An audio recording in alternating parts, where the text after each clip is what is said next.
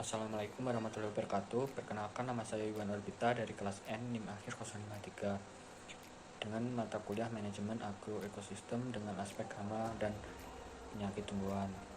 Di video kali ini saya akan membahas mengenai manajemen musuh alami, merupakan salah satu cara pengendalian hama secara hayati. Biasanya permasalahan umum yang dijumpai dalam bidang pertanian adalah serangan hama tanaman.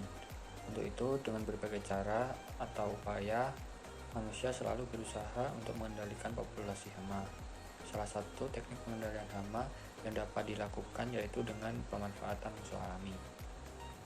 Pada video kali ini, saya akan membahas terkait musuh alami dengan spesies Anisoptera atau capung. Habitat capung biasanya sangat luas, terdapat pada persawahan. Fungsi capung bagi ekosistem. Capung mempunyai peran penting pada ekosistem persawahan karena merupakan serangga predator baik dalam bentuk nimfa maupun dewasa. Mereka memangsa berbagai spesies serangga serta organisme lain termasuk serangga hama tanaman padi salah satunya. Capung berperan sebagai predator, sebagai antropoda di pertanian, terutama bagi Lepidoptera, Hymenoptera, Hemiptera, Orthoptera, dan Diptera. Ciri-ciri capung. Secara morfologi, capung mempunyai rahang yang bergigi. Di bagian tubuh, labium atau bibir bawah, terdapat tonjolan-tonjolan tajam menyerupai gigi atau yang disebut spina. Capung juga memiliki tubuh langsing dengan 2 pasang sayap dan memiliki pembuluh darah jala. Selain itu, mereka juga memiliki antena pendek yang berbentuk rambut dengan kaki yang berkembang dengan baik. Alat mulut bertipe mengunyah, mata majemuk yang besar dengan abdomen panjang dan langsing. Habitat capung biasanya sangat luas, terdapat pada persawahan. Fungsi capung bagi ekosistem. Capung mempunyai peran penting pada ekosistem persawahan karena merupakan serangga predator baik dalam bentuk nimfa maupun dewasa. Mereka memangsa berbagai spesies serangga serta organisme lain termasuk serangga hama tanaman padi salah satunya. Capung berperan sebagai predator, sebagai antropoda di pertanian, terutama bagi Lepidoptera, Hymenoptera, Hemiptera, Orthoptera, dan Diptera. Capung juga menjadi mangsa bagi arthropoda misalnya Araneida. Capung memiliki peran penting bagi manusia yaitu sebagai indikator untuk memantau kualitas air di sekitar lingkungan hidup. Nimfa capung tidak akan hidup pada air yang tercemar atau yang tidak bervegetasi. Perubahan kualitas perairan sangat berpengaruh pada jumlah nimfanya. Oleh karena itu, fauna ini dapat menjadi indikator baik ataupun buruk sebuah kualitas perairan. Pemangsaan nimfa. Terdapat jentik-jentik nyamuk di suatu habitat perairan dapat mengendalikan populasi nyamuk. Sebaliknya, nimfa ini juga merupakan sumber makanan biota air seperti kumbang, kepik air, katak, dan ikan.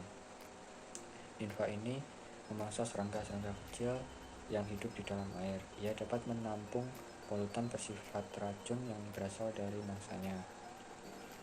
Kawasan penyebaran capung biasanya terdapat beberapa faktor yang mempengaruhi keberadaan dan penyebaran spesies ini.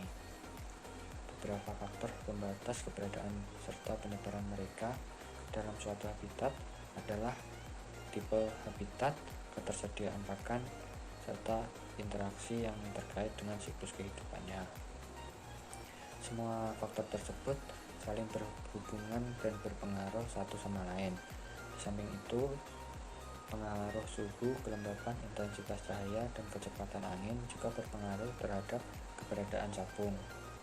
Pada kondisi perairan yang sudah tercemar, siklus hidup capung akan terganggu dan akibatnya jumlah populasi capung akan menurun. Kelestarian serangga ini perlu kita pelihara dengan menjaga keberadaan tempat hidup yang sebagai besar berupa perairan. Sebelum menjadi capung dewasa atau imago, capung telah melalui tahapan atau proses sebelum adapun proses tumbuh dari telur hingga dewasa dengan memakan waktu. Seperti yang pertama, telur. Pembentukan telur capung akan terjadi apabila ada perkawinan antara capung betina dan jantan. Capung betina dan jantan bisa kalian bedakan dalam bentuk ekornya.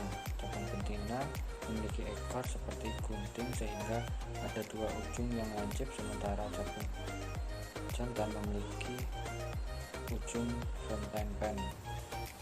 Untuk mengetahui perkawinan capung dapat dilihat dua jenis capung yang berdekatan. Dapat dipastikan kedua capung tersebut melakukan perkawinan. Setelah melakukan perkawinan, hewan capung berhasil, maka capung betina akan mengandung. Saat telur capung siap dikeluarkan, maka betina akan melakukan atau meletakkan telur-telur tersebut di tempat yang sekiranya tempat tumbuh dan berkembang seperti tumbuhan air dan kolam. Telur yang dihasilkan dalam satu perkawinan dapat menghasilkan kurang lebih sebanyak 100.000. Selanjutnya, nimfa. Nimfa capung akan terbentuk apabila telur capung sudah mencapai kurang lebih usia 1-2 minggu. Pada keadaan ini, telur capung akan menetas menjadi nimfa.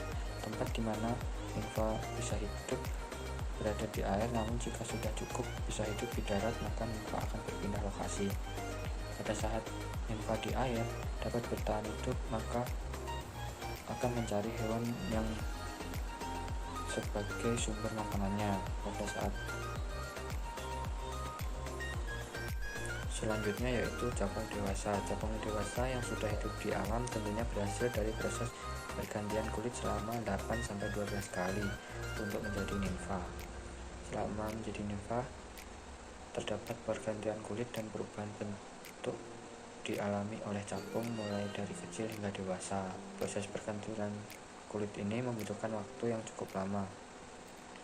Lamanya pergantian kulit pada capung tergantung dari kondisi lingkungan dan pertumbuhan serta perkembangbiakan dari capung itu sendiri.